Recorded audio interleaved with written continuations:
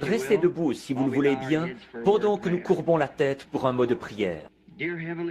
Cher Père Céleste, nous sommes reconnaissants ce soir de cette nouvelle occasion de venir présenter ce glorieux, merveilleux évangile de Jésus-Christ. Nous te remercions parce qu'il est encore le même, hier, aujourd'hui et éternellement. Nous te remercions pour ces gens qui se sont rassemblés ici en cette période de temps froid et qui sont encore dans une grande attente. Ils regardent, ils croient que quelque chose d'extraordinaire va nous être donné de la part de Dieu. Nous venons avec cette espérance-là, Seigneur, à chaque réunion. Nous te remercions pour les services d'avant-hier soir au tabernacle. Nous te remercions pour le service d'hier soir ici et pour le service d'aujourd'hui au tabernacle. Maintenant, nous sommes dans l'expectative de ce que tu auras pour nous ce soir. Père, nous savons que toute personne qui est capable de bouger les mains pourrait tourner les pages de la Bible. Mais il n'y en a qu'un qui puisse la faire vivre et la rendre réelle, c'est toi. Et Père, nous nous attendons à ce que tu fasses cela ce soir. Bénis-nous de toutes les manières.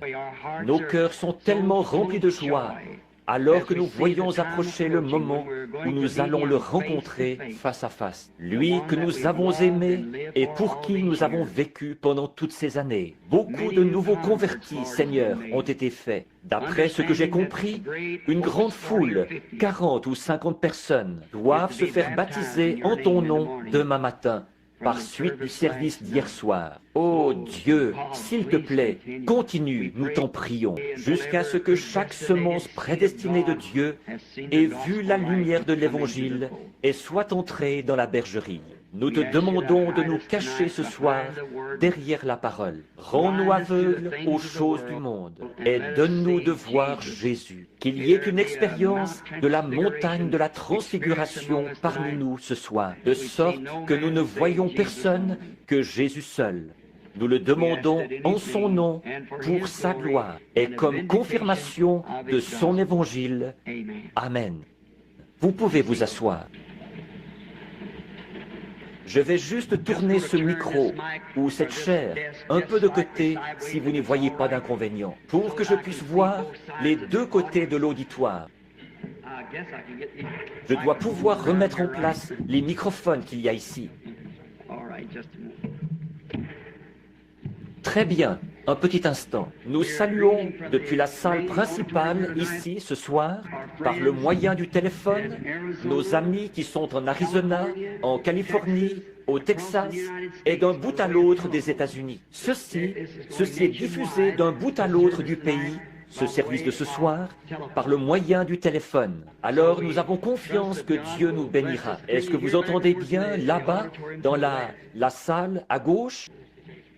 Très bien. Maintenant, ils vont vérifier le système téléphonique pour voir si ça fonctionne bien. Tout le monde est heureux ce soir? Dis donc, c'est formidable ça. De ce côté, Amen. Je suis vraiment content de voir que vous êtes tous assis confortablement. Bon, demain soir, si la foule augmente encore, ce sera aussi transmis en direct par le téléphone. Ça l'est déjà ce soir. Je pense qu'il y a des gens là-bas au tabernacle. Demain matin, les services ne pourront pas se faire au tabernacle parce que il y aura là un fleuriste en train de décorer l'église pour un mariage qui aura lieu demain après-midi.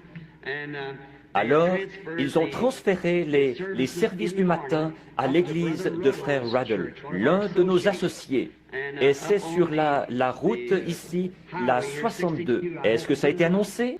Ça a été annoncé. Et s'il n'y a pas assez de place pour tout le monde là-bas, nous prendrons ceux qui restent et nous enverrons un autre ministre chez frère Junior Jackson à Clarksville. La raison pour laquelle nous faisons ça chez frère Ruddle, c'est que c'est près d'ici et nous avons pensé que vous pourriez trouver le lieu plus facilement. Alors, nous allons arranger quelque chose d'une façon ou d'une autre. Et bien nous assurer de faire tous ces baptêmes demain. Et j'espère qu'il y en aura encore une centaine ou deux qui s'ajouteront à ceux-là qui se feront baptiser demain. Maintenant, demain soir, je n'aime jamais annoncer à l'avance le sujet d'une prédication. Mais un soir, pendant le service ou un jour, je voudrais parler sur le sujet de qui est ce Melchisédek. En effet, c'est un sujet dont je pense nous vivons au temps de ces révélations. Et c'est la question qui s'est posée tout au long de l'âge. Qui est cet homme? Et je crois que Dieu a la réponse. Qui il était? Certains ont dit un sacerdoce. D'autres ont dit un roi. D'autres, mais il doit, tant qu'il y a une question, il doit y avoir une réponse à cette question, une réponse qui est la bonne. Il ne peut pas y avoir une question sans qu'il y ait d'abord une réponse. Maintenant, nous avons confiance que Dieu nous donnera une bénédiction de sa parole ce soir, alors que nous la lirons. Et Billy m'a demandé de vous dire que vous aviez vraiment bien collaboré avec les gens ici, les préposés au stationnement, la police et tout. Continuez, c'est très très bien ça. Nous espérons voir le moment, peut-être dans un proche avenir, où nous pourrions peut-être apporter la tente ici en ville et la monter ici au stade de baseball, où nous pourrions rester pendant quelque temps, peut-être pour un réveil de 3 ou 4 semaines continuelles. Ici, on vient à peine de faire connaissance. Il faut déjà se dire au revoir et repartir. Mais j'aimerais venir lors d'un voyage pour un séjour long, à un moment où nous pourrions rester, qu'on ne soit pas obligé de s'arrêter au bout d'un soir ou deux, mais qu'on puisse vraiment rester et enseigner le jour et le soir, continuellement. Peut-être que quelqu'un rentrera à la maison, nourrir les poulets, traire les vaches, et reviendra la semaine d'après pour continuer avec le service. J'aime ça. Alors, que le Seigneur soit avec vous. Bon, avant que je reparte, peut-être dimanche matin ou dimanche soir, ou à un moment donné, à l'un de ces services-là, je sais que vous êtes tous dans l'attente d'entendre le message sur la vérité concernant le mariage et le divorce, ce qui est l'un des grands problèmes du jour. Et aussi sûr que je suis ici devant vous, je crois que la réponse correcte se trouve dans la parole de Dieu. Et c'est pour ça, je crois, que j'avais promis de revenir. Et je pense bien, à ma connaissance, que pour autant que je sache, je voudrais tenir un autre service ici, à Jeffersonville, le dimanche de Pâques. Et nous, pour le service du lever du soleil, et puis celui du dimanche de Pâques. Alors, nous annoncerons ça à l'avance, et nous essayerons d'obtenir peut-être la salle, si possible, ou un endroit pour le dimanche. Peut-être qu'on pourrait être là le samedi et le dimanche. Il va falloir que je fasse le voyage aller et retour en avion, parce que c'est tout près du moment. Il faut d'abord que je vérifie avec le programme que j'ai et l'un de mes itinéraires pour la Californie. Et puis, aussitôt après ça, je dois partir en Afrique. Alors, gardez le contact et priez pour nous. Maintenant, ce soir, je voudrais attirer votre attention sur un passage de la parole de Dieu qui se trouve au chapitre 4 de Luc. Au chapitre 4, à partir du verset 16, c'est Jésus qui parle. Aujourd'hui, cette parole que vous venez d'entendre est accomplie. Maintenant, nous voudrions tirer de ceci une conclusion. Montrer combien la parole de Dieu est dynamique. Or, nous pouvons tous arriver à comprendre la mécanique. Mais il faut la dynamique pour la faire agir. Nous pouvons arriver à comprendre la mécanique d'une machine, d'une automobile. Mais ensuite, il faut la dynamique pour actionner les roues et les mettre en mouvement. Là, Jésus était retourné à Nazareth, où il avait été élevé. Un peu plus loin dans les Écritures, ici, nous voyons qu'il disait « Nous avons appris que tu as fait telle et telle chose à Capernaum. Maintenant que nous te voyons faire ça ici, dans ta patrie. » Jésus a dit « Un prophète n'est pas sans honneur, si ce n'est dans sa patrie. » Et évidemment, ça, c'est le lieu où vous avez été élevé et où les gens vous connaissent. Et là-bas, il avait une mauvaise réputation dès le départ, parce qu'il était né sans un père terrestre. Il disait de lui qu'il était un enfant illégitime. qu'en fait, Marie était enceinte avant qu'elle se soit mariée officiellement avec Joseph. Mais ce n'est pas vrai. Nous savons que ce n'est pas vrai. Et ce passage de l'Écriture, ce qui m'a amené à poser les yeux dessus, c'est quelque chose qui est arrivé tout dernièrement à Phoenix, en Arizona. C'était le dernier jour de service où je devais parler à la Convention internationale des hommes d'affaires du plein évangile. Et pendant cette convention, il y avait un invité parmi nous, c'était un évêque catholique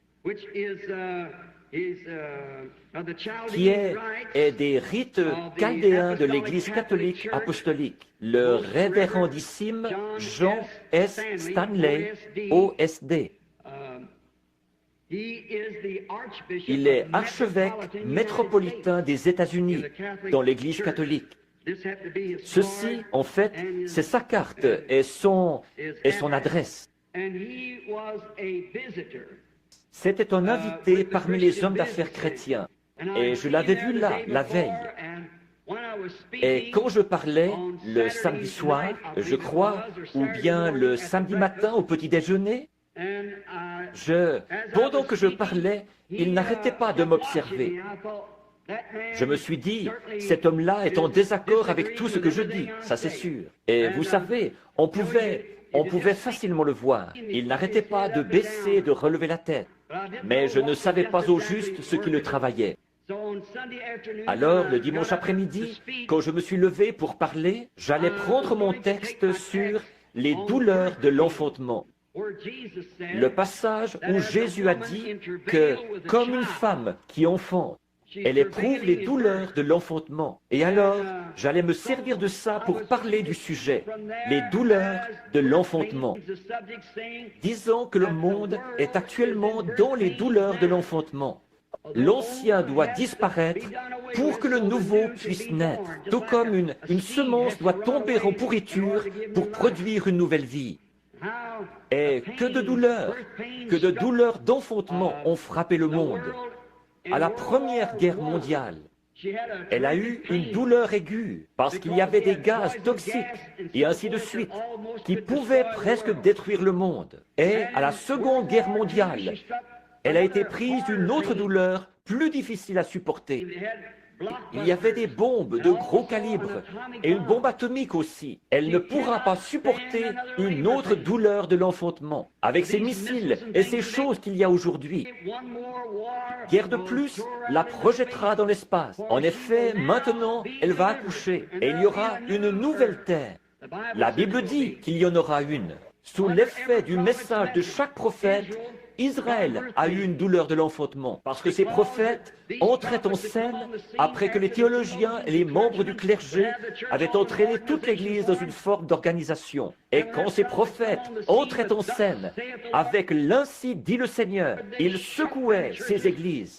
Alors, elle avait une douleur de l'enfantement. Finalement, elle a eu des douleurs d'enfantement jusqu'au moment même où elle a accouché d'un fils de l'Évangile, qui était la parole elle-même faite chair. Ainsi, l'Église éprouve réellement ce soir les douleurs de l'enfantement de nouveau pour accoucher du Fils de Dieu qui doit revenir. Tous nos théologiens, tous nos systèmes, toutes nos dénominations sont complètement pourris en dessous de nous. Donc, nous éprouvons la douleur de l'enfantement. Et un message de Dieu provoque toujours sur l'Église une douleur plus violente. Mais au bout d'un moment, elle va accoucher d'une épouse. C'est ce qui amènera Jésus-Christ à son épouse. Et alors, je pensais que cet homme était vraiment très en désaccord avec moi. Quand je me suis levé pour prêcher ce message, j'ai ouvert ma Bible pour trouver la page. Et ma femme m'avait donné une nouvelle Bible pour Noël. Mon ancienne Bible a déjà une quinzaine d'années. Et elle était presque en morceaux. Les pages se détachaient chaque fois que je l'ouvrais. Par contre, je savais exactement où y retrouver chaque passage de l'Écriture. Donc, j'avais étudié avec beaucoup d'attention dans cette Bible-là. Et j'ai simplement pris la neuve parce que l'autre avait l'air trop usé pour que j'aille à l'église avec ça. Et comme j'allais prendre dans Jean, à l'endroit où le passage de l'Écriture se trouvait, j'allais lire au chapitre 16. Mais le verset que je cherchais n'était pas là. Alors je me suis dit, c'est bizarre. J'ai cherché de nouveau, ce n'était toujours pas là. Et frère Jack Moore, de Shreveport, en Louisiane, un de mes amis intimes, il était assis là. J'ai dit, frère Jack, ça se trouve bien dans Jean 16, n'est-ce pas? Il a dit, oui. Et ce prêtre catholique s'est levé de son siège sur l'estrade où une centaine de membres du clergé étaient assis. Il s'est approché pour venir auprès de moi avec toutes ses soutanes, ses robes, ses croix et tout. Il est venu tout près de moi et il a dit, « Mon fils, restez calme. Dieu se prépare à faire quelque chose. » Je me suis dit, un évêque catholique qui me dit ça? Il a dit, « Lisez-le dans mon livre. » Et j'ai lu le passage de l'Écriture dans son livre. J'ai pris mon texte et j'ai continué. J'ai prêché mon sermon. Après, quand j'ai eu terminé, il s'est levé, après que je suis parti, et il a dit, il y a une chose qui devra arriver. Après ça, ou bien l'Église devra sortir du gâchis dans lequel elle se trouve, ou bien c'est nous qui devrons sortir du gâchis dans lequel l'Église se trouve. Donc, de deux choses l'une. J'étais en route pour rentrer, je retournais à Tucson ce soir-là. Les enfants réclamaient un sandwich. Alors je me suis arrêté à un petit kiosque pour acheter un sandwich. Et ma femme m'a dit, « Bill, je n'ai jamais été aussi mal à l'aise de toute ma vie, de te voir debout là, à chercher partout dans cette Bible. » Elle a dit, « Tu n'étais pas mal à l'aise, toi ?» J'ai dit, « Non. » J'ai dit, « Je savais que ça se trouvait là-dedans quelque part. Il n'avait pas inséré cette page-là, c'est tout. C'est une faute d'impression. » Et elle a dit, de penser que c'est moi qui t'avais acheté cette Bible. On aurait dit que tous les yeux étaient fixés sur moi là-bas. Et j'ai dit, eh bien, ce n'était pas de ta faute. C'était une faute d'impression dans cette Bible. J'ai dit, ils n'ont pas inséré cette page-là, c'est tout. Eh bien, je me suis mise à l'examiner de nouveau. Elle était tout ce qu'il y a de plus parfait. Mais le chapitre 16 se termine, une partie, il y en a une partie qui s'arrête environ 3 pouces du bas. Et l'autre, le chapitre 17, de l'autre côté, fait la même chose. Et comme c'était une Bible neuve, ces 2 pages étaient parfaitement collées ensemble. Et je lisais dans le chapitre 17 au lieu du chapitre 16. Bon, j'ai dit, tout ça, c'est bien. Il y a une raison à ça. Et aussi clair que vous pourriez entendre n'importe quelle voix. Une voix m'est venue et a dit, « Il se rendit à Nazareth, là où il avait été élevé. Et il entra dans la synagogue selon sa coutume.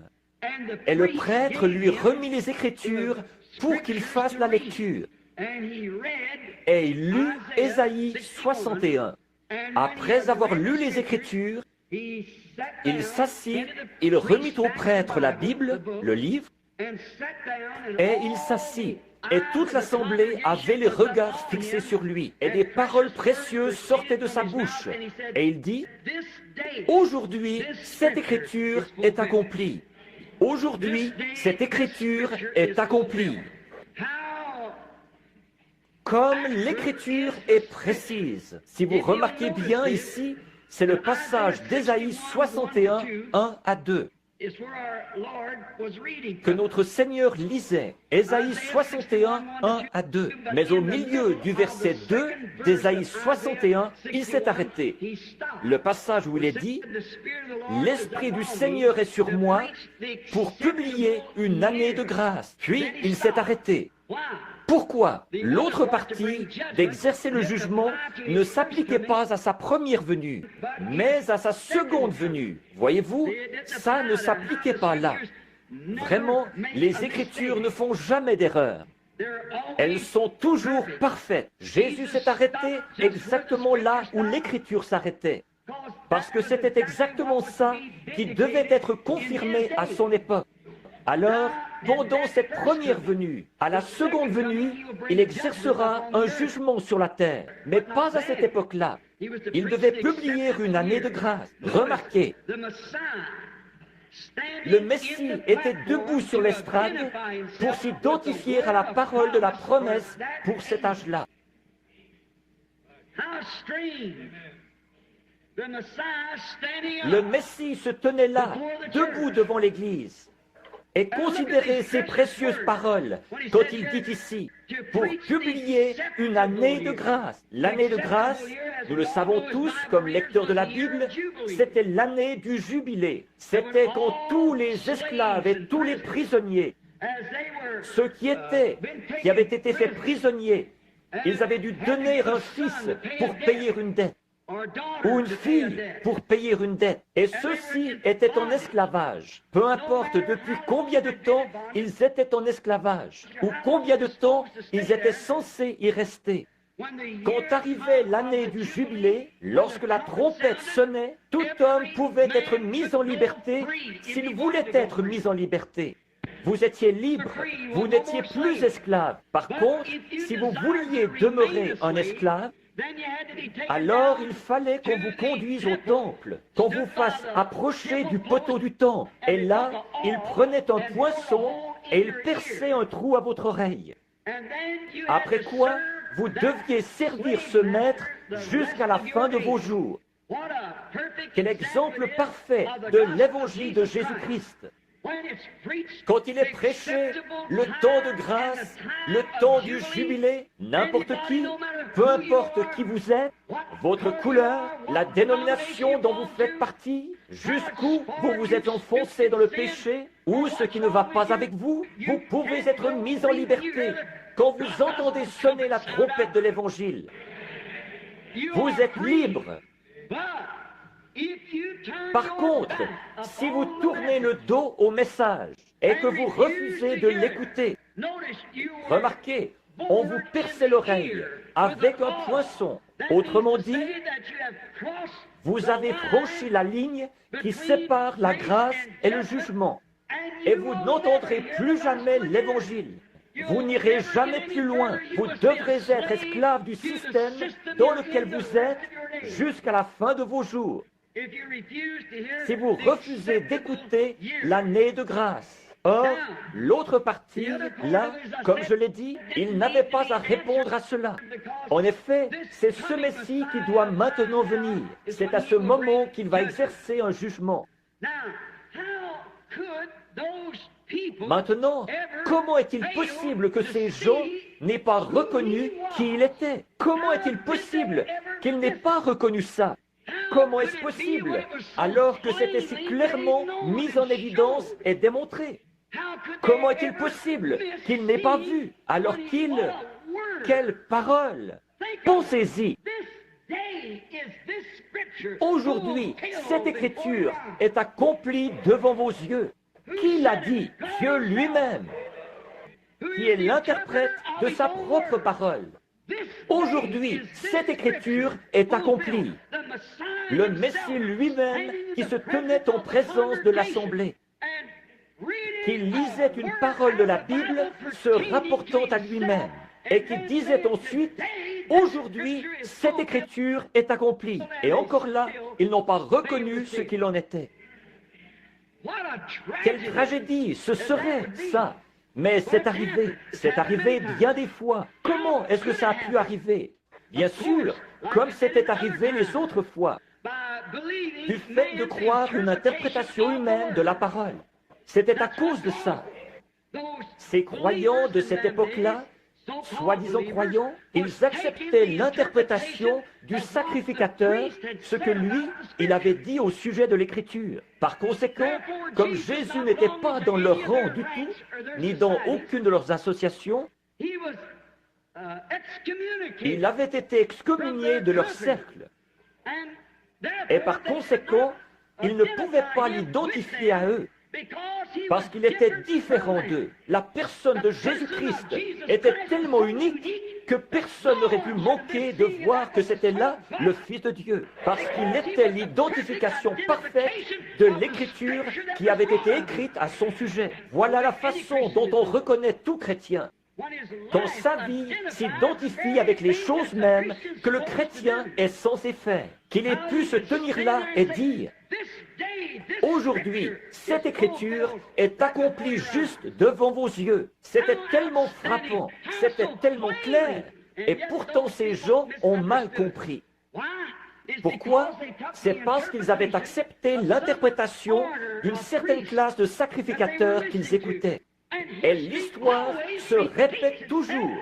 Et les Écritures ont plus d'un sens et plus d'une révélation qui s'y rattache. Par exemple, comme il est dit dans la Bible, que j'ai appelé mon fils hors d'Égypte, en parlant de Jésus. Consultez la note en marge là, et vous verrez que ça se rapportait aussi à Jacob, ce même passage de l'Écriture. Jésus était son fils majeur. Jacob était bien son fils, qu'il avait appelé hors d'Égypte. C'est ce que la référence de Scofield et toutes les autres références donnent pour ça, parce que c'est le passage de l'Écriture auquel ça faisait allusion. Donc, il y avait à ça un double accomplissement. Il y avait un accomplissement en Jacob qui avait été appelé à sortir et en Jésus qui avait été appelé à sortir. Et c'est pareil aujourd'hui. C'est pour ça que nous sommes dans la confusion autant que nous le sommes. Et que les gens n'arrivent pas à voir la vérité de Dieu. C'est pour ça qu'il y a trop d'interprétations humaines de la parole de Dieu. Dieu n'a besoin de personne pour interpréter sa parole. Il est son propre interprète. Dieu a dit au commencement que la lumière soit, et la lumière fut. Ça n'a besoin d'aucune interprétation. Il a dit, une vierge concevra, et elle l'a fait. Ça n'a besoin d'aucune interprétation. Alors que l'interprétation que Dieu donne de sa parole, c'est quand il confirme et qu'il prouve qu'elle est vraie. Voilà l'interprétation qu'il en donne. C'est en l'exécutant. Voilà où est l'interprétation de Dieu. Quand il exécute sa parole, il est en train de vous l'interpréter. Par exemple, s'il n'y avait jamais eu de lumière et qu'il dise que la lumière soit et qu'elle soit, ça n'a besoin de personne pour l'interpréter. Mais nous y mêlons des systèmes faits de main d'homme. Et quand on fait ça, on dérègle la chose. Ça s'est toujours passé comme ça. Mais je m'imagine encore combien ça a dû être impressionnant. Pensez-y, le Messie. Pourquoi ne l'ont-ils pas reconnu? Parce que leurs conducteurs, ceux-là même qui auraient dû le reconnaître, qui auraient dû être versés dans l'Écriture, qui auraient dû comprendre les Écritures, ils ont déprécié cet homme. Et ils ont dit, il est un enfant illégitime au départ. Nous ne pourrions pas croire ça des années plus tard. Nous ne croyons pas ça. Nous serions prêts à mourir pour la cause, de soutenir qu'il était un fils né d'une vierge. Et il viendra un jour où les choses mêmes que nous voyons Jéhovah accomplir aujourd'hui, les hommes des âges à venir, s'il y en a, mourront pour la chose même dont nous sommes en train de parler aujourd'hui. Vous serez obligés de le faire quand la marque de la bête sera appliquée et qu'on ne vous donnera pas l'autorisation de prêcher l'évangile comme ceci.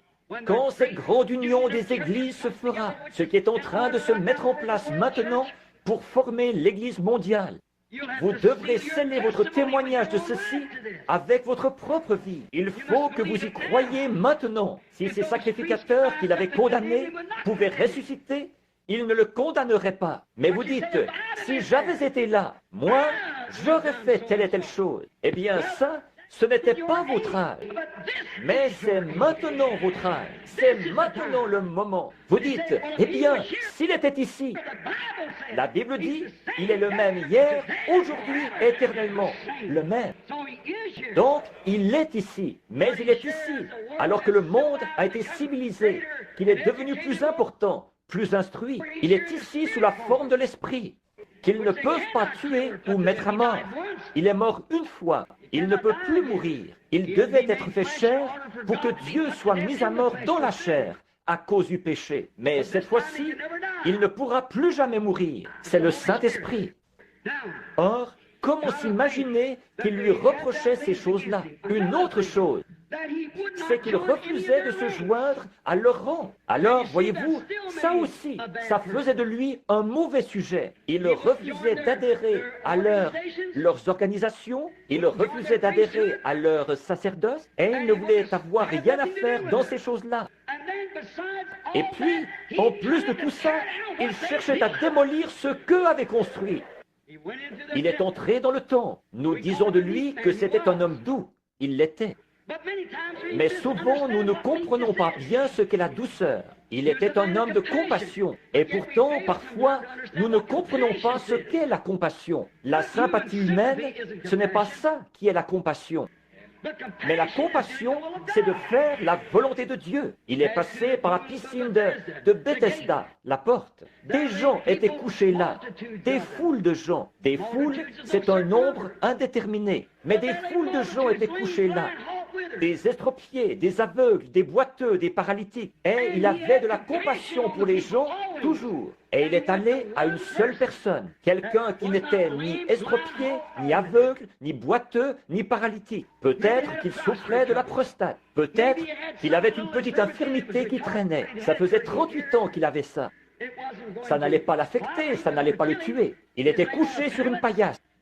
Et il a dit, veux-tu être guéri? Et cet homme a dit, je n'ai personne pour me jeter dans l'eau. Mais pendant que j'y vais, eh bien, quelqu'un descend avant moi. Voyez-vous, il marchait, il voyait, il se déplaçait. Seulement, il était faible, c'est tout.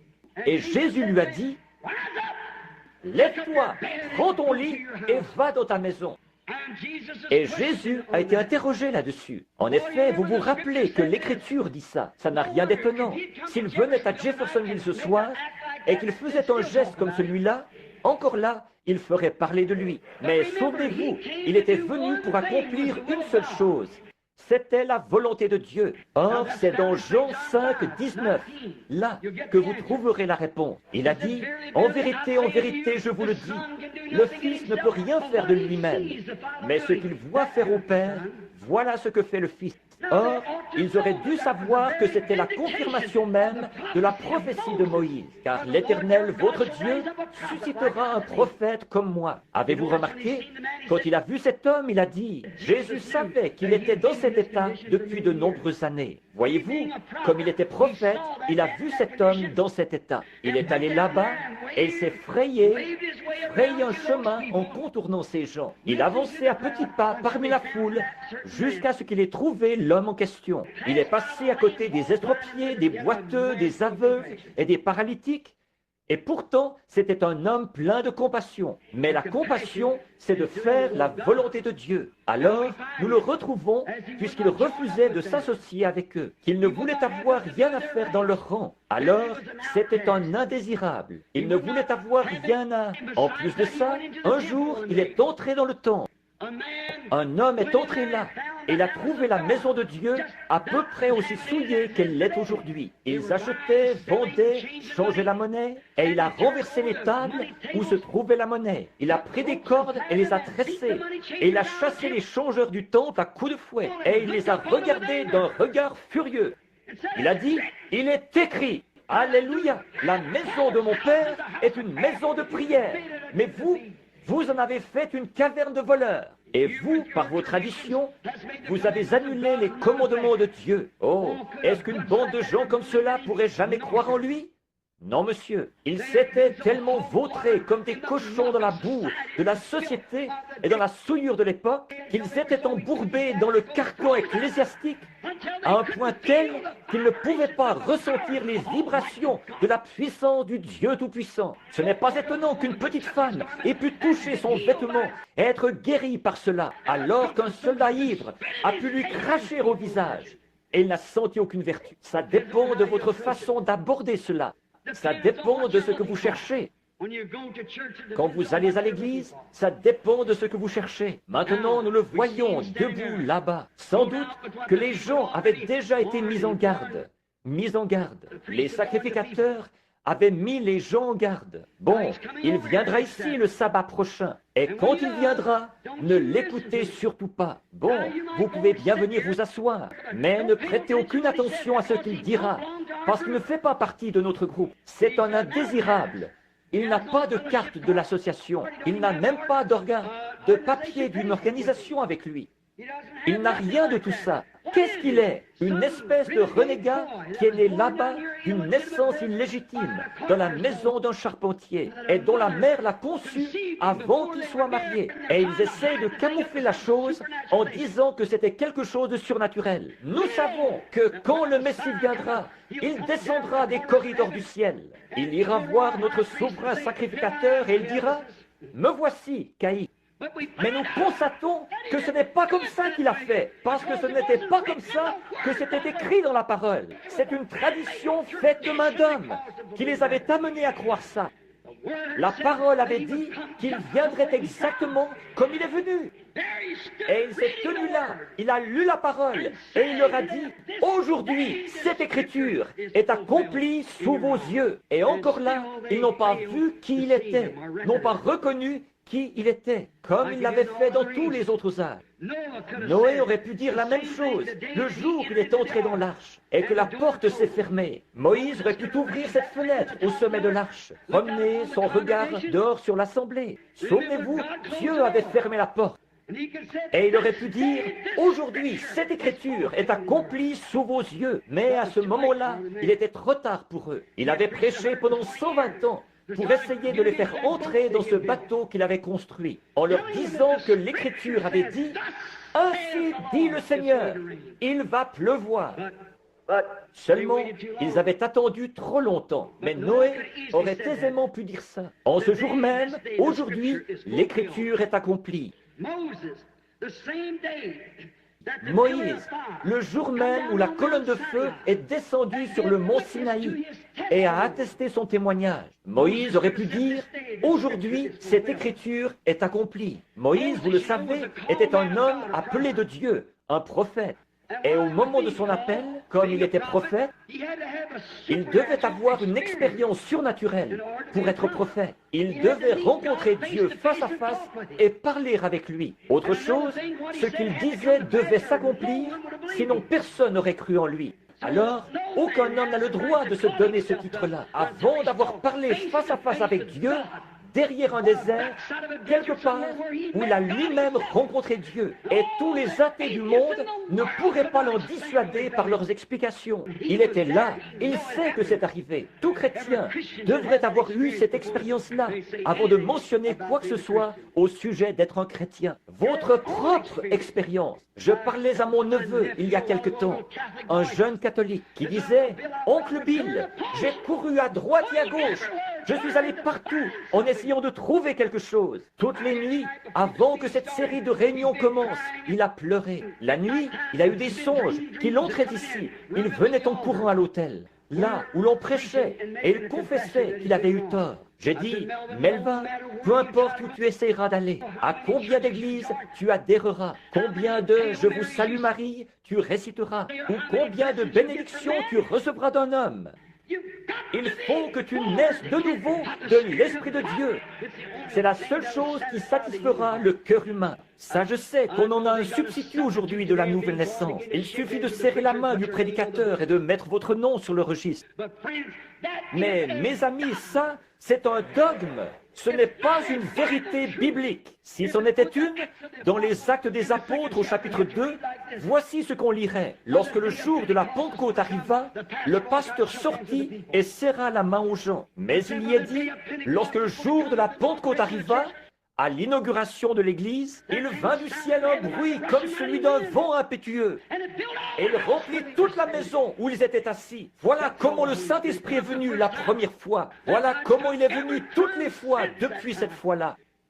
Il est Dieu et il ne change pas. Or, ça choque les gens. Ils disent, ça c'était pour une autre époque. Eh bien, il est le même hier, aujourd'hui et éternellement. Chaque fois que l'Église a reçu le Saint-Esprit, il est toujours venu comme il l'a fait la première fois, en vertu de la même ordonnance. Acte 2, 38. Ça n'a jamais changé, ça ne changera jamais. C'est comme l'ordonnance d'un médecin pour une maladie. Il va rédiger une ordonnance pour une maladie. Le médecin va faire ça. Vous la portez à un pharmacien charlatan et il met trop d'antidotes là-dedans, c'est tellement faible que ça ne vous fera aucun bien. S'il met trop de poison là-dedans, ça vous tuera. Elle doit être rédigée selon les spécifications du médecin. Et l'ordonnance du médecin sur la manière de recevoir le Saint-Esprit nous a été donnée par le docteur Simon-Pierre au jour de la Pentecôte. Je vais vous donner une ordonnance. Repentez-vous, chacun de vous, et soyez baptisés au nom de Jésus-Christ pour la rémission des péchés. Et vous recevrez le don du Saint-Esprit, car l'ordonnance est pour ceux qui sont au loin, et en aussi grand nombre que le Seigneur notre Dieu les appellera. L'ordonnance éternelle. Moïse avait eu cette expérience-là. Il est descendu là-bas, dans le pays, et il s'est mis à dire aux gens, j'ai rencontré une colonne de feu. Elle était dans un buisson ardent, et il m'a chargé de vous parler. Je suis celui qui suis. Va, je serai avec toi. Saisis le bâton dans ta main et lève-le sur l'Égypte. Tout ce que tu demanderas, ce sera fait. Eh bien, probablement qu'un sacrificateur a dû dire, quel non-sens! Mais quand ils ont vu la réalité même de ceci agir, s'accomplir, ils n'ont pas pu résister plus longtemps. Ils ont su qu'il était envoyé de Dieu. Alors, si Moïse affirmait avoir vu ça, et qu'il rendait témoignage de ça, que c'était la vérité, alors Dieu est obligé, si c'est bien la vérité, d'identifier et de confirmer que la parole de cet homme, c'est la vérité. C'est vrai, si Jésus-Christ s'est tenu là et qu'il a lu ce jour-là, aujourd'hui cette parole est accomplie devant vous. Dieu est obligé d'exécuter cette parole. Nous nous tenons ici ce soir et nous disons que Jésus-Christ est le même hier, aujourd'hui et éternellement. Dieu est obligé de prouver qu'il en est bien ainsi. Parce que c'est sa parole. Or, qu'est-ce que ça produit? Il faut avoir la foi, y croire. Il faut avoir la foi, croire sa parole, croire qu'elle est bien la vérité. Remarquez ce qui est arrivé. Quand Moïse a fait sortir les enfants et tous ceux qui l'ont suivi, ceux qui n'ont pas suivi sont restés en Égypte.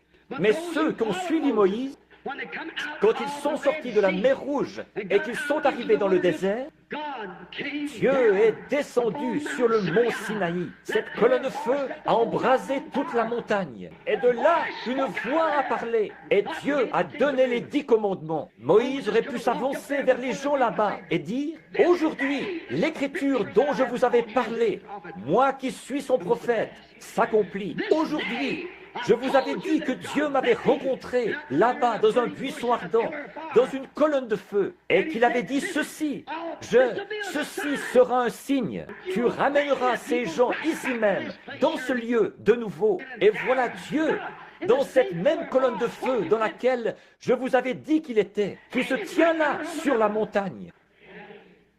Aujourd'hui, cette prophétie est accomplie. Il est ici pour confirmer que les choses que je vous ai dites sont la vérité. Oh Dieu, donne-nous plus d'hommes comme celui-là, qui soient honnêtes et sincères et qui disent la vérité, de sorte que le Dieu Tout-Puissant puisse confirmer que sa parole est toujours la vérité. Il est encore le même, hier et éternellement. Pourquoi est-ce qu'il ne le ferait pas? Il a promis de le faire. Josué aurait bien pu dire la même chose. Le jour où il est revenu à Kadès Barnéa, là où ils étaient parvenus dans leur trajet dans le désert, ils doutaient que le pays soit le genre de pays que Dieu avait dit qu'il serait. Mais Dieu leur avait dit que c'était un bon pays, que c'était un pays où coulait le lait et le miel. Et Josué et Caleb étaient les 2 seuls qui croyaient ça, alors qu'ils étaient partis avec les 10 autres. Quand ils sont revenus, ils avaient la preuve. Ils avaient une grappe de raisin qui ne pouvait être portée que par 2 hommes forts. Josué et Caleb auraient pu se tenir là et dire, aujourd'hui, cette écriture est accomplie. Voici la preuve que c'est un bon pays. Bien sûr. Pourquoi? Voilà la preuve que c'est un bon pays. Où avez-vous déjà trouvé des choses comme ça en Égypte? Là-bas, il n'y avait pas d'endroit pareil. Mais aujourd'hui, cette écriture est accomplie. Il aurait pu dire la même chose quand il avait prophétisé et qu'il avait dit que les murailles de Jéricho s'écrouleraient après qu'ils en auraient fait le tour 7 fois, pendant 7 jours, 7 fois en un jour. Et quand ils en ont fait le tour la dernière fois, les murailles se sont écroulées. Josué aurait pu se lever et dire, aujourd'hui, alors que le capitaine en chef de l'armée de l'Éternel m'avait dit, il y a des semaines, que ça se passerait comme ceci, aujourd'hui, cette écriture est accomplie. Les murailles s'étaient complètement effondrées. Venez, allons nous en emparer. Ça nous appartient. Aujourd'hui, cette écriture est accomplie. Comme c'est formidable. Des hommes de Dieu ont pris position pour les choses qui sont justes. Israël, au fleuve, quand ils allaient prendre possession du pays, traverser, comment vont-ils s'y prendre? C'est au mois d'avril. Il y a de l'inondation causée par la fonte des neiges là-bas en Judée.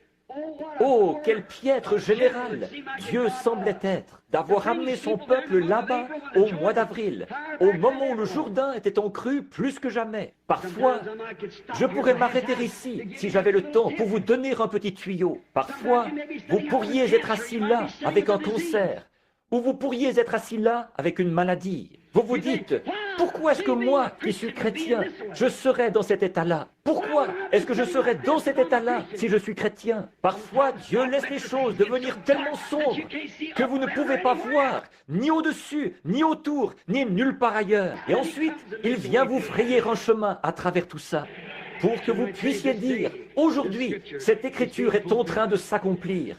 Ce qu'il avait promis de faire. Il a laissé les enfants hébreux entrer tout droit dans la fournaise ardente. Ils avaient dit, notre Dieu peut nous délivrer de ce feu de la fournaise. Mais quoi qu'il en soit, nous ne nous prosternerons pas devant votre statue. Quand ils sont ressortis de là, l'odeur de la fournaise sur eux, ou plutôt sans odeur de la fournaise sur eux, ils auraient pu dire, aujourd'hui, cette écriture est accomplie. Quand Daniel est sorti de la fosse au lion, il aurait pu dire la même chose.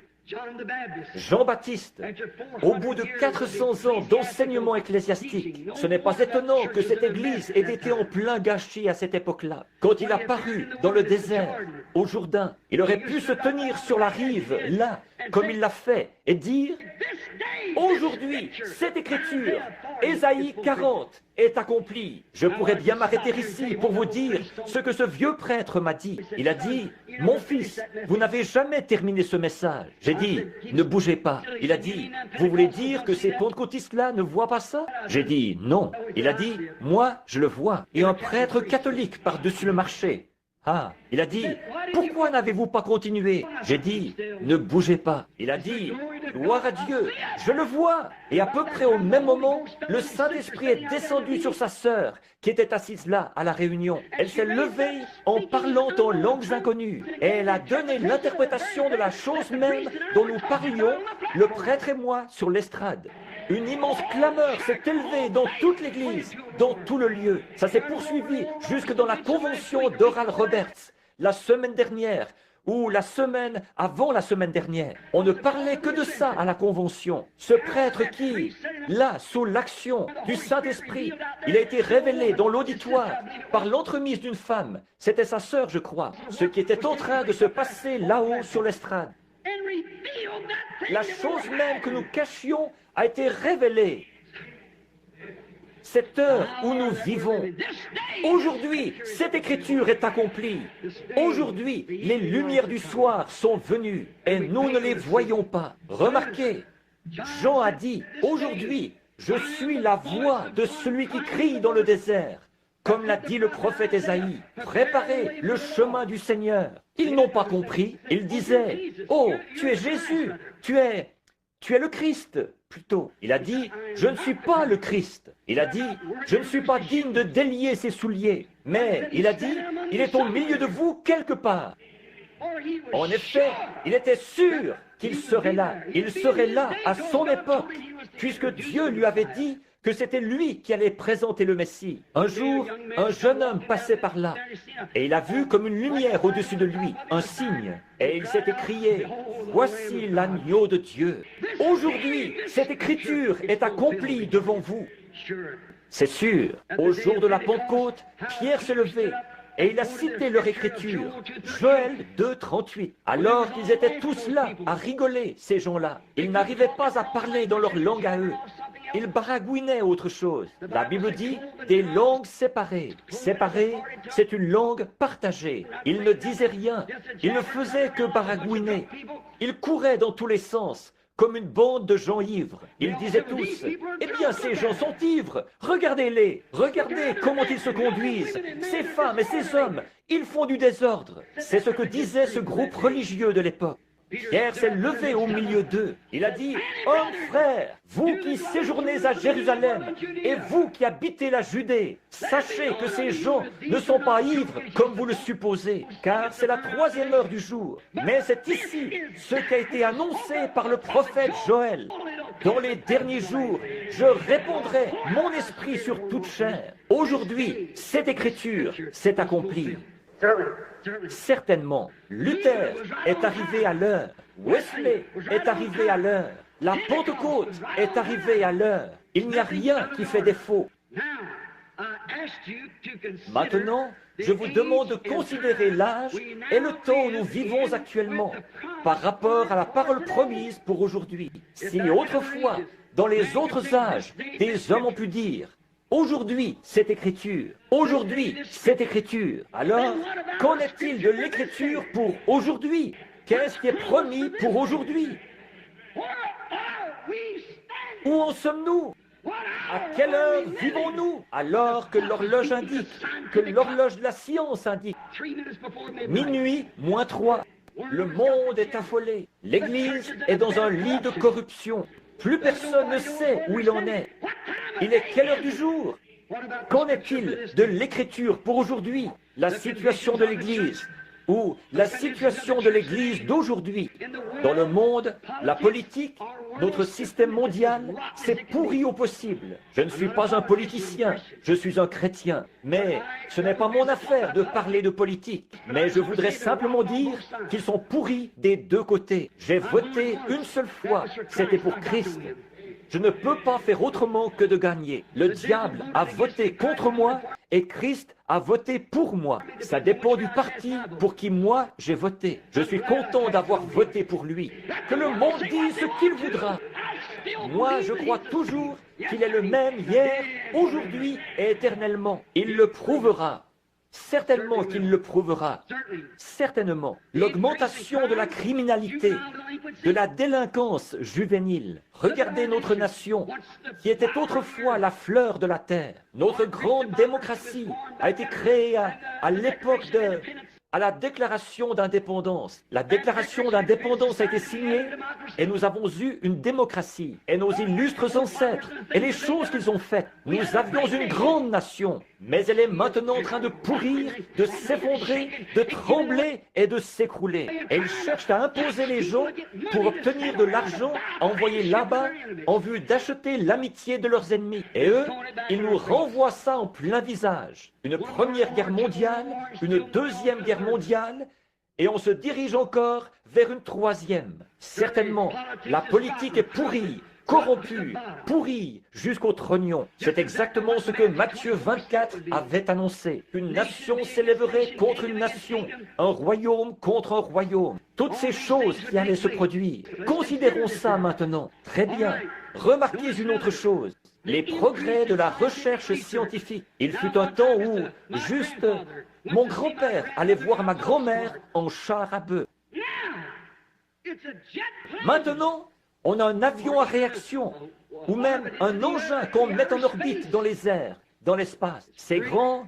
Qui donc avait dit ça? Dans Daniel 12, 4, il est dit « La connaissance augmentera dans les derniers jours. Nous voyons l'heure où nous vivons. » Remarquez maintenant la situation du monde, l'état de la science. Remarquez encore autre chose. Aujourd'hui, dans notre système d'éducation, maintenant, n'essayez pas de nier ça.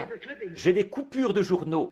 Ils enseignent le sexe dans nos écoles, aux jeunes élèves à avoir des relations sexuelles l'un avec l'autre pour voir s'ils pourront vivre en couple dans le monde. Oui, monsieur. Et que dire de notre clergé? Ce soir, j'ai un article du journal. À Los Angeles, en Californie, un groupe de membres du clergé, des baptistes et des presbytériens, des ministres, ils ont fait venir une bande d'homosexuels et ils ont eu des relations homosexuelles avec eux en disant qu'ils essayaient de les gagner à Dieu, alors que c'est l'une des malédictions de l'heure. Sodomite, même que les policiers ont procédé à leur arrestation. Alors, où en sommes-nous? Notre système tout entier est tombé en pourriture en dessous de nous. J'ai vu qu'il y a eu une augmentation de l'homosexualité aux États-Unis, que ça a augmenté de 20 ou 30% depuis l'an passé. Pensez à ça, des hommes qui vivent avec des hommes, tout comme ils le faisaient à Sodome. L'augmentation de la criminalité, de la délinquance juvénile. À quelle heure vivons-nous? Aujourd'hui, cette parole de prophétie est accomplie. Le monde religieux, l'Église elle-même, l'Église appelée à sortir, ce que nous appelons l'Église appelée à sortir, le dernier âge de l'Église, l'âge de l'Église pentecôtiste. Où en est-il? Il est dans Laodicée, comme le dit l'Écriture. Aujourd'hui, ils ont levé les barrières. Leurs femmes sont à moitié habillées. Leurs hommes sont... C'est affreux. Certains d'entre eux qui se sont mariés 3 ou 4 fois, ils font partie du conseil des diacres et tout. Ils se sont relâchés et ont fait entrer la corruption parce qu'ils ont tenu conseil et ils se sont ralliés au monde. Et aujourd'hui, ils ont les meilleurs bâtiments qu'ils aient jamais eus. Quelque part, l'une d'elles est en train de construire une salle de 50 millions de dollars. 50 millions de dollars. Des pentecôtistes. Autrefois, ils étaient là, au coin, il y a 25 ans de ça, à battre du tambourin. Ils disaient, nous, parce que, dit l'Écriture, dans Apocalypse 3, tu es riche. Que tu dis? Je suis riche, je suis assise en reine, je n'ai besoin de rien. Et tu ne sais pas que tu es malheureuse, misérable, pauvre, nue, aveugle. Et tu ne le sais pas.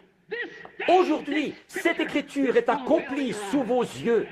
Amen. Amen, ça veut dire ainsi soit-il. Je ne me dis pas Amen à moi-même, mais je veux dire par là que je crois que c'est la vérité. Aujourd'hui, cette écriture est accomplie. L'Église pentecôtiste est dans un état de Laodicée. Oh, ils sautent, ils crient, et ils s'emballent encore pendant qu'il y a de la musique. Quand il n'y a plus de musique, ou de musique de beatnik, comme certains d'entre jouent et qu'ils appellent le christianisme, quand ça s'arrête, toute la gloire est partie. Voyez, si c'est une vraie louange qui est de Dieu, il n'y a pas assez de sifflets, ni assez de puissance dans ce monde pour l'arrêter. Quand ça vient réellement de Dieu, ce qu'il faut, ce n'est pas de la musique entraînante. Ce qu'il faut, c'est que l'Esprit de Dieu descende sur elle. C'est tout ce qu'il faut. Il y a longtemps qu'ils ont oublié cela, parce qu'ils ont classifié le don du Saint-Esprit, le parler en langue, comme signe initial. Et j'ai entendu des démons et des sorciers parler en langue. Le Saint-Esprit, c'est la parole de Dieu en vous, qui s'identifie en acceptant cette parole. Sinon, ça ne peut pas être le Saint-Esprit. Si on dit que c'est le Saint-Esprit et qu'on renie une seule parole de cette Bible, ça ne peut pas être le Saint-Esprit. C'est ça la preuve. Si vous croyez ou pas, remarquez, un autre grand signe. Les Juifs sont dans leur patrie, leur propre pays, leur propre monnaie. Ils sont membres des Nations Unies. Ils ont leur propre armée. Ils ont tout. Ils sont dans leur patrie. Et Jésus a dit, apprenez du figuier la parabole qu'il vous a. Voilà qu'ils sont rentrés là-bas dans leur pays. Aujourd'hui, cette écriture est accomplie. Les Juifs dans leur patrie. Aujourd'hui, cette écriture est accomplie. L'âge de l'église de Laodicée. Aujourd'hui, cette écriture, Matthieu 24, est accomplie. Le monde est dans un état de corruption. Toute la chose, nation contre nation, tremblement de terre en divers lieux, violents tourbillons qui s'abattent, qui secouent les nations et tout, de grandes catastrophes partout. Aujourd'hui, cette écriture est accomplie. Donc, nous avons vu l'état du monde. Nous voyons où en est l'église normale, l'organisation, la dénomination. Nous voyons où elles en sont. Nous voyons où en sont les nations. Et nous voyons qu'aujourd'hui, ces promesses sont accomplies. Bon, mais en ce jour-ci, il doit y avoir une super semence royale d'Abraham. C'est exactement ce qu'elle allait être. Elle allait être une épouse royale pour le fils royal promis. Comme je le disais hier soir, ce ne sera pas une semence naturelle, ce sera une semence spirituelle. Une épouse spirituelle doit être suscitée, qui sera la semence royale de la foi royale du fils royal d'Abraham. Elle doit entrer en scène dans les derniers jours. Et le temps et le lieu, c'est une promesse qui lui a été donnée. Selon Malachie 4, un passage de l'Écriture, il doit venir un message qui secouera le cœur des gens pour les ramener directement au Père apostolique. Quelqu'un doit entrer en scène quelqu'un avec la puissance d'Élie qui entrera en scène, un homme du désert qui paraîtra et qui aura un message qui ramènera tout droit à la parole de nouveau. C'est l'heure où nous vivons. Alors considérez maintenant, je vous le demande en cette heure, à vous ici, les gens de Jeffersonville.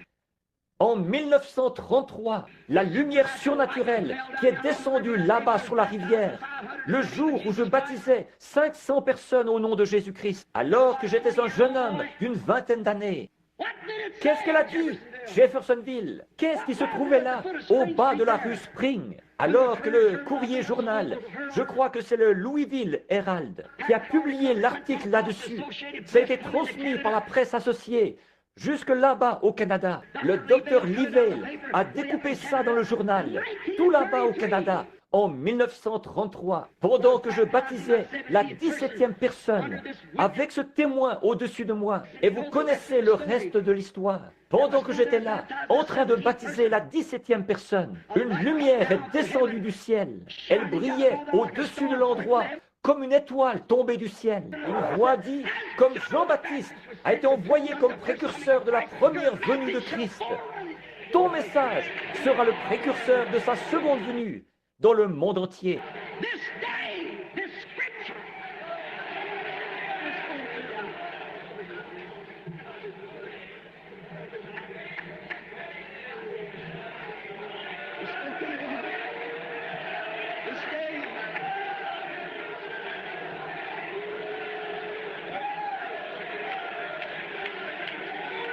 Aujourd'hui, cette écriture est accomplie. Aujourd'hui, Dieu l'avait promis. Qu'est-ce qui est arrivé? Aujourd'hui, cela a fait le tour du monde. Et alors que Dieu était venu là-bas et qu'il avait dit ça, quand j'étais un petit garçon, dans un buisson ardent, ou dans un buisson là-bas, embrasé par une colonne de feu, ici, chez les Watton, sur Utica Pike, je transportais de l'eau là-bas, de la grange, jusqu'à l'alambic. Vous savez que c'est la vérité. Il a dit, ne fume jamais, ne bois jamais, ne souille jamais ton corps, car tu auras une œuvre à accomplir quand tu seras plus âgé. J'atteste la vérité de ça. Je l'ai bien vu. Et Dieu, comme il l'avait fait dans le cas de Moïse, il a parlé devant l'assemblée qui se trouvait là-bas. Et il a dit, c'est la vérité. Aujourd'hui, cette écriture est accomplie au milieu de nous. Regardez ce qu'il avait dit au sujet du discernement et la façon dont ça se passerait, de l'imposition des mains aux gens jusqu'à connaître le secret du cœur. Aujourd'hui, cette écriture est accomplie devant nos propres yeux. Ces promesses qui avaient été faites. Remarquez, toutes ces promesses avaient été confirmées et accomplies par le Dieu de la promesse. Regardez, elle est accrochée à Washington, D.C. ce soir. La photo de l'ange du Seigneur. Alors que George J. Lacey, le chef du service des empreintes digitales et documents du FBI, pour le gouvernement des États-Unis, avait examiné ça à Houston, au Texas, et il avait dit, c'est le seul être surnaturel qui ait jamais été photographié dans le monde entier. Il est bien placé pour le savoir. C'est le meilleur qu'il y a dans le monde, dans ce domaine. Remarquez, elle est accrochée là-bas, comme quoi c'est bien la vérité. La même colonne de feu qui conduisait Israël autrefois dans le désert, elle conduit aujourd'hui. C'est le même genre de message. Sortez de l'Égypte. Aujourd'hui, cette écriture est accomplie. Vous savez quel a été le message, ce qu'il a dit. Considérez la vision de Tucson il y a 3 ans, quand j'étais ici, dans la rue, alors que 5 ans avant ça, il avait dit, le jour où la ville plantera un jalon devant ce portail, dirige-toi vers l'ouest. Les gens de mon tabernacle qui sont ici sont au courant de cette fois-là. C'est vrai. Et le jour où M. Goynès et les autres étaient là et qu'ils ont planté ce jalon, j'ai dit à ma femme, il y a quelque chose à ce sujet. Elle a dit, quoi donc? Je suis entré et j'ai regardé dans mon petit cahier. C'était là. Et le lendemain matin, à 10 heures, assis dans ma chambre là, vers 10 heures, l'ange du Seigneur est descendu. Il a dit, va à Tucson. Tu seras au nord-est de Tucson, et il y aura un rassemblement de 7 anges qui viendront, ce qui secouera toute la terre autour de toi. Et il a dit, il te sera dit là-bas ce qu'il en est. Combien ici se souviennent de ça? C'était bien avant que ça arrive. Il y a des hommes assis ici même, dans ce bâtiment ce soir, qui étaient là quand c'est arrivé. Et il a dit, les 7 sceaux, les mystères cachés de la Bible entière seront ouverts. Ce qui accomplira Apocalypse 10, où il est dit que c'est pendant le message du 7e ange que ces choses s'accompliraient. Aujourd'hui, cette écriture est accomplie devant nos yeux. Aujourd'hui, cette écriture est accomplie. L'année passée, nous étions au même endroit. Monsieur Woods, ici, et moi, nous montions la colline. Il s'affligeait parce que sa femme était malade. Le Saint-Esprit a dit, ramasse une pierre qui se trouve là, lance-la en l'air. Quand elle retombera, dis, ainsi dit le Seigneur. Un jugement va frapper la terre. Dis-lui qu'il va voir la main de Dieu d'ici quelques heures. Je l'ai dit à M. Woods, il est présent ce soir. Et il doit y avoir 8 ou 10 des hommes, ou 15, de ceux qui étaient là au moment où c'est arrivé. Le lendemain matin, alors que le Seigneur est descendu dans un tourbillon qui a fracassé la montagne autour de nous et arraché la cime des arbres et claqué 3 fois, il a dit, le jugement se dirige vers la côte ouest. 2 jours plus tard, l'Alaska a failli être englouti dans la terre. Et depuis ce moment-là, partout le long de la côte, le jugement de Dieu s'abat avec violence contre ce rideau spirituel. Il y a un rideau de fer. Il y a un rideau de bambou et il y a un rideau de péché. La civilisation a parcouru le même trajet que le soleil. L'Évangile aussi. Ils sont partis de l'Est et ils sont allés à l'Ouest, comme le fait le soleil. Et maintenant, c'est sur la côte Ouest. Ça ne peut pas aller plus loin. Si ça va plus loin, ça retournera de nouveau à l'Est. Le prophète a dit, il y aura un jour dont on ne pourra dire si c'est la nuit ou le jour. Un jour sombre, beaucoup de pluie et de brouillard. On s'est adhéré à une église ou mettre son nom sur un registre, mais pas plus. Mais vers le temps du soir, la lumière paraîtra. Aujourd'hui, cette écriture est accomplie. Le même S-U-N, soleil, qui se lève à l'est. C'est ce même S-U-N, soleil, qui se couche à l'ouest. Et le même S-O-N, Fils de Dieu, qui est venu à l'est et qui a confirmé qu'il était Dieu manifesté dans la chair. C'est ce même S-O-N, Fils de Dieu, qui est ici dans l'hémisphère ouest, qui s'identifie au milieu de l'église ce soir, le même hier, aujourd'hui et éternellement. La lumière du soir du Fils est venue.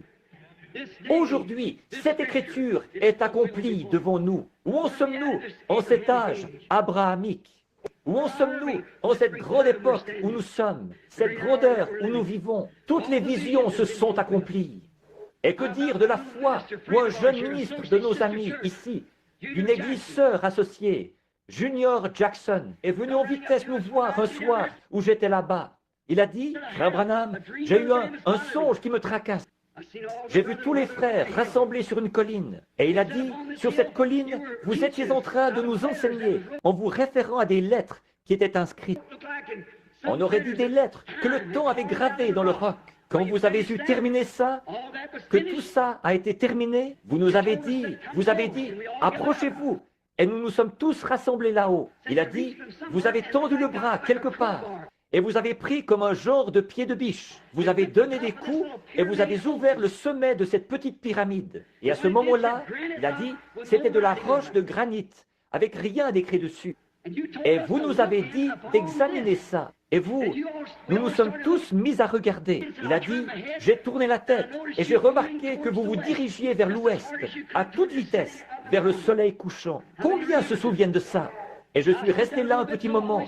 jusqu'à ce que le Saint-Esprit révèle ce qu'il en était. J'ai dit, la Bible entière, toutes ces choses qui ont été révélées à l'homme, à travers la justification, la sanctification, le baptême du Saint-Esprit, le baptême au nom de Jésus, et toutes ces choses, elles ont été révélées. Mais il y a des secrets qui sont cachés à l'intérieur, parce que la Bible est scellée de 7 sceaux. Je dois aller là-bas pour découvrir ça. Ce matin-là, quand ces 7 anges sont descendus et ont ébranlé la terre, et que les pierres volaient dans toutes les directions, 7 anges se sont tenus là et ont dit, retourne à Jeffersonville d'où tu viens, car les 7 sceaux des 7 mystères seront ouverts. Nous en sommes là aujourd'hui, nous comprenons la semence du serpent. Dans quelques jours, si Dieu le veut, nous allons comprendre avec exactitude ce qu'il en est du mariage et du divorce. Et toutes ces choses que Dieu a dévoilées, chaque sceau, les mystères depuis la fondation du monde. Et nous nous sommes réjouis de la présence de ces bénédictions. C'est vrai, aujourd'hui, cette écriture, le magazine Life a publié un article là-dessus. Un cercle mystique de lumière s'élève dans les airs au-dessus de Tucson et de Phoenix, de la même manière que je vous l'avais annoncé presque 1 an avant que ça arrive. Comment ce serait? Et que ce serait comme en triangle. La photo est accrochée dans l'église là-bas. Vous qui vous êtes procuré ce magazine, vous l'avez. Voilà, c'était là, exactement. Ils ont dit, il se trouve à une altitude de 27 000 et mesure 30 000 de large. Ils ne comprennent toujours pas ce qui s'est passé. C'est apparu mystérieusement et ça a disparu mystérieusement. Frère Fred Sothman, frère Gene Norman et moi, nous nous tenions là.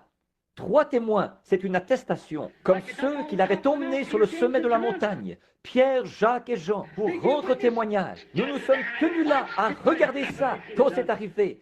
Et nous l'avons vu se produire, le voilà, suspendu dans le ciel, tellement loin qu'il n'y a aucune humidité, aucune vapeur, ni rien qui puisse y former un brouillard. Comment est-ce que ça aurait pu se retrouver là? C'étaient les anges de Dieu qui s'en retournaient après leur message. Aujourd'hui, cette prophétie a été accomplie au milieu de nous. Aujourd'hui, cette écriture a été accomplie. Regardez bien. 7 sceaux ont été ouverts. Le tourbillon s'est dirigé vers la côte ouest. Maintenant, ne passez pas à côté, comme eux l'avaient fait autrefois. Maintenant, fixons notre attention un peu plus près de notre jour. Qu'est-ce que l'Écriture dit à propos d'aujourd'hui et à propos du temps où nous vivons? C'est Jésus qui parle. Je n'aurai pas le temps de les prendre tous, mais je voudrais prendre celui-ci avant que nous terminions. Jésus a dit dans Luc au chapitre 17, le verset 30, Jésus-Christ lui-même, la parole. Croyez-vous ça? Jésus-Christ lui-même, la parole faite chair, a parlé et a dit ce que serait la parole au temps de la fin. Quel serait le signe de la fin du monde? Il leur a dit qu'une nation s'élèverait contre une nation. D'autre part, il a dit ce qui arriva au jour de Sodome arrivera de même au jour où le Fils de l'homme sera révélé. Or, quand Jésus est venu sur la terre, il est venu en portant 3 noms de fils. Fils de l'homme, qui est un prophète, fils de Dieu et fils de David. Maintenant, il a vécu ici sur terre. Il n'a jamais dit qu'il était le fils de Dieu. Il disait, je suis le fils de l'homme. Jéhovah lui-même a appelé Ézéchiel et les prophètes fils de l'homme. En effet, il devait venir pour accomplir l'écriture en tant que prophète. Moïse avait dit, l'Éternel votre Dieu suscitera un prophète comme moi. C'est pour ça qu'il ne pouvait pas être le Fils de Dieu là, parce qu'il était le Fils de l'homme. La parole est venue au prophète, et il était la parole dans sa plénitude. Fils de l'homme, le prophète majeur, non pas le prophète majeur, mais le prophète Dieu. La plénitude de la divinité était corporellement en lui, donc il était le Fils de l'homme. Maintenant, pendant 2000 ans, il s'est fait connaître à nous en tant que Fils de Dieu. Esprit, et dans le millénium, il sera fils de David sur le trône. Ça, nous le savons tous, nous qui croyons les Écritures. Or, Jésus a dit, juste à la fin de cet âge de l'Église où nous vivons, que le Fils de l'homme serait de nouveau révélé de la même manière que ce qui s'était passé, comme ce qui était arrivé à Sodome. Observez historiquement comment il a exposé ça. Il a dit, ce qui arriva au jour en premier de Noé, alors qu'ils mangeaient, buvaient, se mariaient leur fille. Ensuite, il en est venu en dernier au Fils de l'homme à Sodome. En effet, là-bas, il traitait avec les Juifs. Ici, à Sodome, il traite avec les gens des nations. Là-bas, il les a tous engloutis dans l'eau pendant le jugement. Ici, dans le cas des gens des nations, il les a tous brûlés au jour de Sodome. C'est vrai, le monde des nations a brûlé là-bas. Et il en sera de même quand le Fils de l'homme se révélera. Ce ne sera plus de l'eau, mais ce sera du feu cette fois. Jésus lisait dans la même Genèse 23 que nous lisons, quand il lisait au sujet de Sodome. Bon, nous reconnaissons la situation dont il est fait mention, l'état du monde de Sodome, des sodomites, l'état de Sodome. Tous, autant que nous sommes, nous pouvons dire Amen à ça. Nous croyons ça. Bien. Et l'état spirituel de Laodicée, de l'Église naturelle, nous pouvons dire Amen à ça. Et en admettre les signes. Nous savons que tous les signes sont là. L'Église est dans Laodicée. Nous savons ça. Nous savons que le monde est dans un état de Sodome. Pas vrai? Nous admettrons ça. Mais qu'en est-il du signe d'Abraham, de celui qui attendait le Fils promis? Ça, c'en était un autre. Souvenez-vous, il y avait un Sodome là-bas. Ils ont eu leur messager. Et Abraham a eu son messager. Abraham attendait jour après jour l'accomplissement d'une chose presque impossible. Sarah a 90 ans et lui a 100 ans. Conformément à la promesse de Dieu, il attendait toujours. Au milieu de toutes les critiques, il attendait ce fils-là. Et le véritable croyant aussi, il attend toujours le retour de ce fils promis. Remarquez, juste avant que le Fils arrive, un signe lui avait été donné. Le signe du Fils qui doit venir ne doit-il pas être révélé à la semence royale d'Abraham qui attend le Fils royal, comme il l'avait été à notre père Abraham dans le cas du Fils naturel? Jésus l'a dit ici dans Luc 17:30. Avant que ce temps-là arrive, que le Fils de l'homme se révélerait, comme il l'avait fait au jour de Sodome, avant la destruction de Sodome. Maintenant, nous attendons un signe. Considérons maintenant la situation de ce temps-là telle qu'elle était à Sodome. Remarquez, ils avaient tous sombré dans un état sodomite. Le monde. Je pense que l'un des cinéastes a réalisé un film il n'y a pas longtemps, et j'ai eu l'occasion de le voir. C'était Sodome. Si jamais vous le voyez, et qu'on n'en présente pas d'autres avec celui-là, allez le voir. C'est certainement une bonne image des États-Unis d'aujourd'hui. Hollywood, très précisément, même genre d'habillement et toutes les autres choses qu'ils faisaient à cette époque-là. De grandes beuveries et tout le reste, une secte de gens religieux, soi-disant religieux. Remarquez, et Sodome avait un témoin. C'était un homme qui s'appelait Lot, qui était tout simplement un neveu d'Abraham. Or, Abraham n'est pas descendu dans Sodome, ni lui, ni son groupe. Il avait un grand groupe avec lui, assez nombreux pour vaincre une douzaine de rois à leur armée. Donc, il avait un grand groupe avec lui. Et il était assis là, sous un chêne. Un jour où tout allait mal pour lui, personne ne voulait avoir de rapports avec lui. Mais il s'accrochait toujours à cette promesse. Soyez très attentifs là, avant que nous terminions. Pendant qu'il était assis là, 3 hommes sont venus vers lui à pied. 2 d'entre eux sont descendus dans Sodome et ont prêché l'évangile à ceux de là-bas pour qu'ils sortent de là, à Lot. Pas vrai? Mais il y en a un qui est resté avec Abraham. Remarquez, celui qui est resté avec Abraham, c'était Dieu lui-même. Les 2 autres, c'étaient des anges messagers. Or, là-bas à Sodome, ils n'ont pas fait de miracle.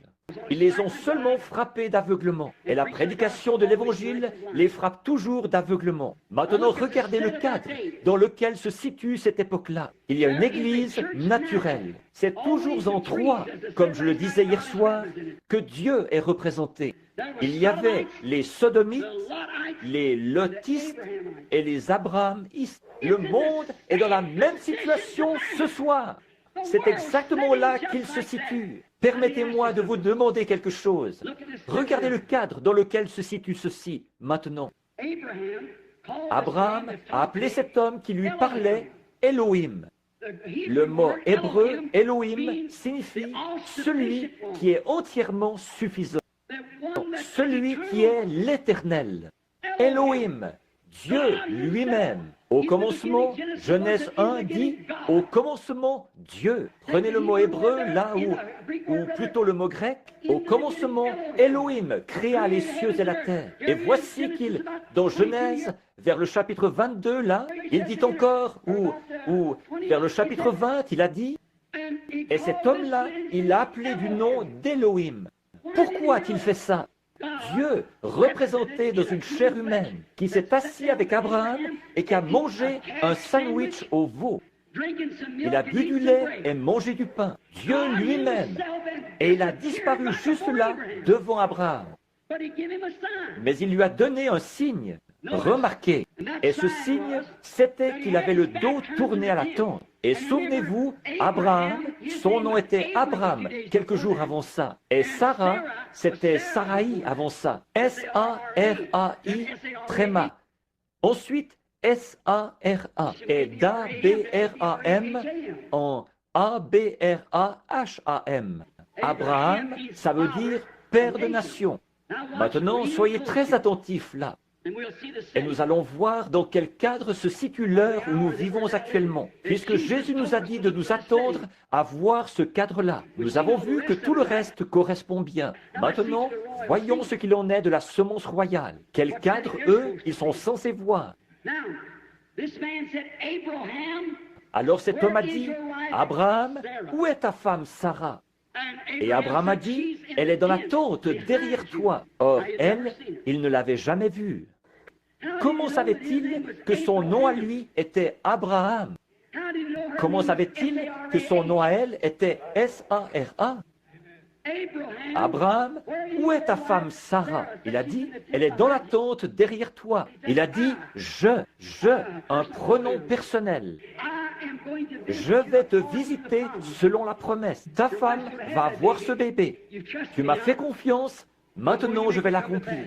Et Sarah, qui était derrière dans la tente, a écouté indiscrètement ou à tendre l'oreille, ou le nom que vous donnez à ça, a écouté de l'intérieur de la tente. Elle a ri par en-dessous et elle a dit, voilà que moi, une vieille femme comme je suis, j'aurai du plaisir avec mon Seigneur, alors que lui, là-bas, il est vieux aussi, il a 100 ans, alors qu'il y a bien des années que ce n'est pas arrivé, ça. Et cet homme, H-O-M-M-E, qui était assis là en train de manger dans une chair humaine, qui buvait et mangeait comme un homme ordinaire, avec de la poussière sur ses vêtements, et il avait de la poussière sur ses pieds, et Abraham a lavé ça. Dieu lui-même, il a promené le regard, et il a dit, pourquoi Sarah a-t-elle ri là dans la tente en disant ceci? Il savait, il pouvait discerner les pensées de Sarah dans la tente derrière lui. Pas vrai? Maintenant, quand la semence royale d'Abraham est venue sur terre, lui, quel signe est-ce qu'il a montré? Le Fils de l'homme. Simon s'est approché de lui un jour. C'est André qui l'avait amené. Il a dit, ton nom est Simon, tu es le fils de Jonas. Qu'il a dit, voyez, ça a fait de lui un croyant. Philippe est allé chercher Nathanaël et il est revenu.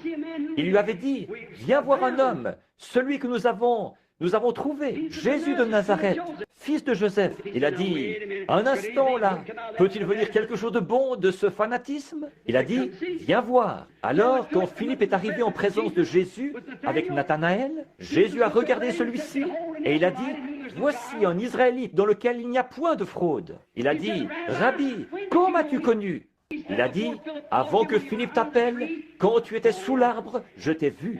Il a dit, Rabbi, tu es le Fils de Dieu, tu es le roi d'Israël. Quand la petite femme au puits, dans son état d'immoralité, est arrivée dans un petit décor semblable à ceci, pour puiser de l'eau, Jésus avait envoyé ses disciples acheter des vivres. Quand elle s'est approchée pour puiser de l'eau, il a dit, femme, apporte-moi à boire. Elle a dit, vous n'avez pas coutume de dire ce genre de choses. Il y a de la ségrégation ici. Vous, les Juifs, là, vous n'avez rien à faire avec nous, les Samaritains. Nous nous n'avons rien à faire avec vous. Il a dit, mais femme, si tu savais à qui tu parles, c'est toi qui me demanderais à boire. Je te donnerai des eaux qu'on ne vient pas puiser ici. Il a découvert quel était son état, ce qu'il en était. Il a dit, va chercher ton mari et viens ici. Elle a dit, je n'ai pas de mari. Il a dit, tu as dit la vérité, tu en as eu 5, et celui avec qui tu vis maintenant n'est pas ton mari. Elle a dit, monsieur, je vois que tu es prophète. Nous savons que quand le Messie sera venu, il nous annoncera ces choses. Jésus a dit, je le suis là-dessus. Elle est allée à la ville en courant et elle a dit, venez voir un homme qui m'a dit ce que j'ai fait. Ne serait-ce point le Messie? Regardez bien, il a fait ça devant les Juifs et devant les Samaritains, mais jamais devant les gens des nations. Les gens des nations, c'est nous. À cette époque-là, nous étions des païens, des autres nations. Nous nous promenions avec une massue sur le dos. Nous adorions des idoles. Nous n'attendions pas du tout un Messie. Il apparaît uniquement à ceux qui l'attendent. Et nous sommes censés être en train de l'attendre. Mais ceux qui prétendaient être en train de l'attendre, l'Église elle-même, quand ils ont vu cette chose-là s'accomplir, ils ont dit, il est un démon, il est un diseur de bonne aventure, un Belzébul. Et Jésus a dit que ce péché leur serait pardonné, vu qu'ils n'étaient pas encore morts. Mais il a dit, un jour, le Saint-Esprit viendra faire la même chose, et de prononcer un seul mot contre cela, ce ne sera jamais pardonné. Ça, c'est ce jour-ci où tous les éléments de la parole doivent s'enchaîner. De prononcer un seul mot contre cela, ça ne sera jamais pardonné, ni dans ce monde, ni dans le monde à venir. C'était la semence royale d'Abraham. Et ici, cette semence royale d'Abraham, qui était venue à cause de cette identification de cet homme qui était assis là avec Abraham, il est venu pour prouver qu'il s'agissait du même Dieu. Et il a promis qu'en ce jour-ci, ce qui arriva au jour de Sodome arrivera de même à la venue du Fils de l'homme. Au moment où il se révélera en tant que Fils de l'homme. Amen. C'est maintenant le jour où cette écriture doit s'accomplir. Regardez dans quel cadre nous nous situons aujourd'hui. Regardez l'Église ou le Fils de Dieu. Regardez ce jour sombre. Regardez toutes les prophéties. Maintenant, une chose étrange. Nos visiteurs devraient déjà être là. Dans ce cas, si le cadre doit être le même qu'à Sodome, ils étaient 3 qui étaient venus. 3 hommes remarquables envoyés du ciel. Nous admettrons ça. Ils étaient 3. Un est resté avec Abraham. Ils sont tous allés là pour commencer. Mais un est resté avec Abraham. Les autres sont descendus à Sodome. Pas vrai? Et Abraham, son nom avait été changé d'Abraham en Abraham. Pas vrai? Il n'y a pas une seule fois dans l'histoire où l'Église du monde ait jamais eu un évangéliste qui aille vers elle, dont le nom se soit terminé par H-A-M, avant aujourd'hui. Billy, G-R-A-H-A-M. Pas vrai? G-R-A-H-A-M, 6 lettres. A-B-R-A-H-A-M, c'est 7 lettres. Mais G-R-A-H-A-M, c'est 6 lettres. C'est-à-dire le monde, l'homme. Voyez? Regardez ceux qui sont allés là-bas aujourd'hui. Ce sont ces messagers du ciel. Y a-t-il un homme sur terre qui ait prêché la repentance aussi clairement que Billy Graham? Y a-t-il eu un homme qui ait autant marqué les gens que Billy Graham? Jamais il n'y a eu un homme sur le plan international. Oh, Billy Sunday et les autres ont été ici aux États-Unis, mais Billy Graham est connu mondialement. Voyez-vous d'où il lance son appel?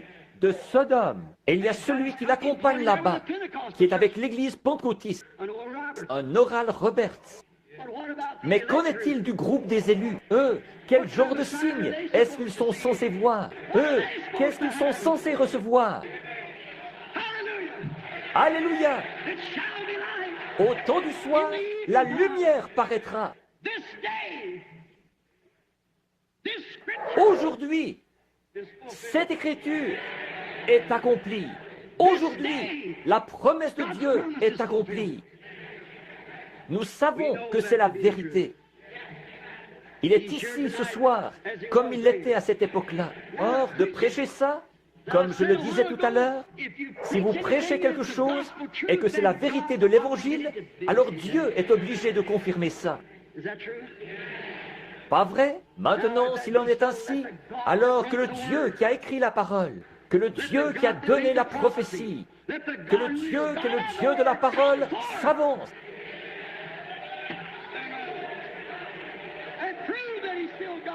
et prouve qu'il est toujours Dieu. Comme Élie était monté sur la montagne, il observait. Élisée y était monté. Il observait Élie. Il a dit, je veux une double portion. Et le manteau qui était sur Élie est tombé sur Élisée. Il est descendu là. Il a plié cette couverture en deux. Il en a frappé le fleuve. Et il a dit, où est le Dieu d'Élie? Et la même chose qui s'était passée pour Élie s'est passée pour Élisée.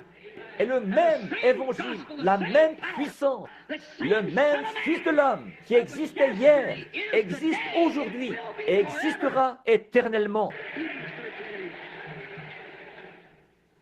Hébreux 13, 8. Croyez-vous ça? Alors je vous demande ceci. Je ne peux pas être lui, mais il est ici. Nous ne sommes qu'un porteur. Certains d'entre vous dans l'auditoire qui êtes malades et affligés et qui savez que je ne vous connais pas, que Dieu maintenant, si je peux m'humilier suffisamment, priez et demandez à Dieu. Je ne pense pas, il n'y a pas de carte de prière dans le bâtiment, n'est-ce pas? Non, nous n'avons distribué aucune carte de prière. Nous allons faire une réunion de prière ou de guérison des malades à l'église. Mais vous, priez, qui savez que je vous suis totalement inconnu. Voyez, vous me connaissez, vous de Jeffersonville. Je ne veux pas que ce soit les gens de Jeffersonville qui fassent ça. Je veux que ce soit les gens qui viennent de quelque part ailleurs. Voyez si Dieu révèle toujours. Voyez s'il est toujours le même, hier, aujourd'hui et éternellement. Faites comme la petite femme avait fait. Il passait, elle s'est dit, je crois en cet homme. Elle avait une perte de sang. Elle s'est dit, si je peux toucher le bord de son vêtement, je crois que je serai guéri. Pas vrai? À cause de sa foi, ce jour-là, l'Écriture s'est accomplie. Il a pensé le cœur de ceux qui avaient le cœur brisé. Il a guéri les malades et les estropiés. Quand elle a touché son vêtement et qu'elle est allée s'asseoir, il s'est retourné et il a dit, qui m'a touché? Comment est-ce qu'il a bien pu savoir ça dans cette immense foule? Probablement 30 fois plus de gens qu'il y en a ici ce soir. Des milliers. Comment est-ce qu'il a su ça? Il a dit, qui m'a touché? Il n'a pas dit ça juste pour le plaisir de le dire. Il l'a dit parce que c'était vrai. Alors il a dit, qui m'a touché? Tout de suite, il a regardé autour de lui et il a vu la petite femme à l'endroit où elle se trouvait assise ou debout. Quelle était la position dans laquelle elle se trouvait. Et il lui a dit que sa perte de sang s'était terminée. Ça, c'était Jésus hier. C'est lui aujourd'hui. Vous croyez ça? Je ne vous connais pas. Dieu, lui, vous connaît. Mais vous avez des douleurs aux côtés qui vous dérangent. C'est exact. Vous êtes assis là, en train de prier pour ça. Est-ce que je vous suis inconnu? Que nous sommes des inconnus l'un pour l'autre? Levez-vous si c'est le cas. Je ne vous connais pas. C'est cet homme-ci, juste ici au coin, ce jeune homme. Vous avez aussi mal à la gorge.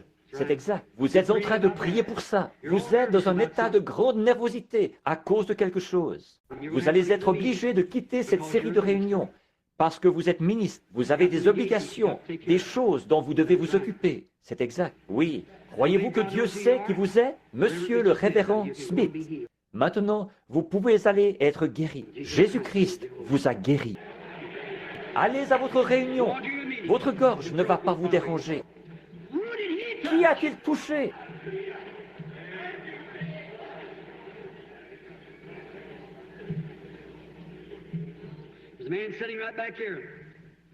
Il y a un homme assis juste ici derrière. Il souffre.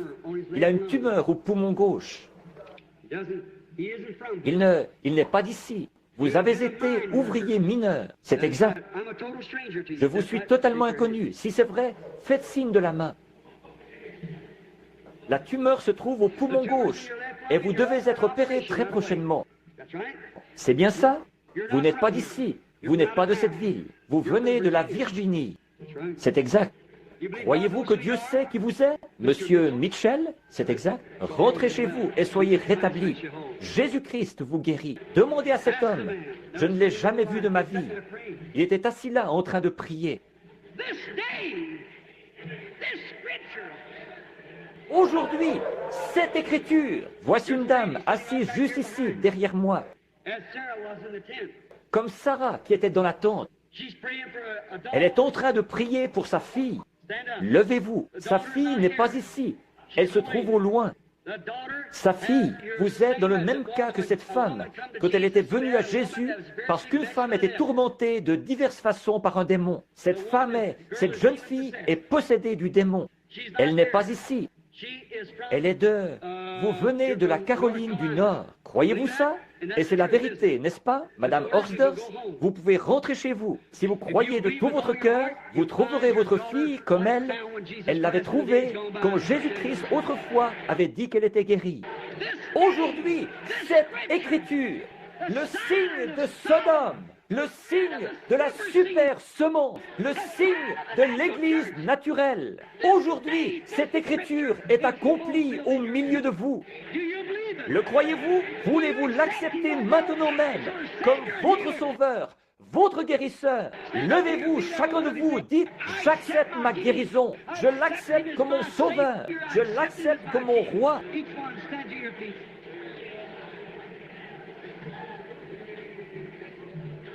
Aujourd'hui, écoutez mes amis, il lut l'Écriture, remit la Bible au sacrificateur, et il est dit, tous les gens avaient les regards fixés sur lui. Il les regarda et dit, aujourd'hui, cette Écriture est accomplie. J'ai lu l'Écriture avec une douzaine ou plus de preuves que nous vivons au dernier jour, la génération qui verra le retour de Jésus-Christ sur la terre. Et je vous dis ce soir de nouveau, aujourd'hui, cette écriture est accomplie devant vous. Vous qui êtes à Tucson, vous qui êtes en Californie, vous qui êtes à New York, ceux qui nous sont reliés par le téléphone, aujourd'hui, cette écriture est accomplie devant vous. Réjouissons-nous et soyons dans l'allégresse, car les noces de l'agneau sont proches, et son épouse à elle, son épouse à lui, s'est préparée. Levons les mains et donnons-lui gloire, vous tous les peuples. Que Dieu vous bénisse.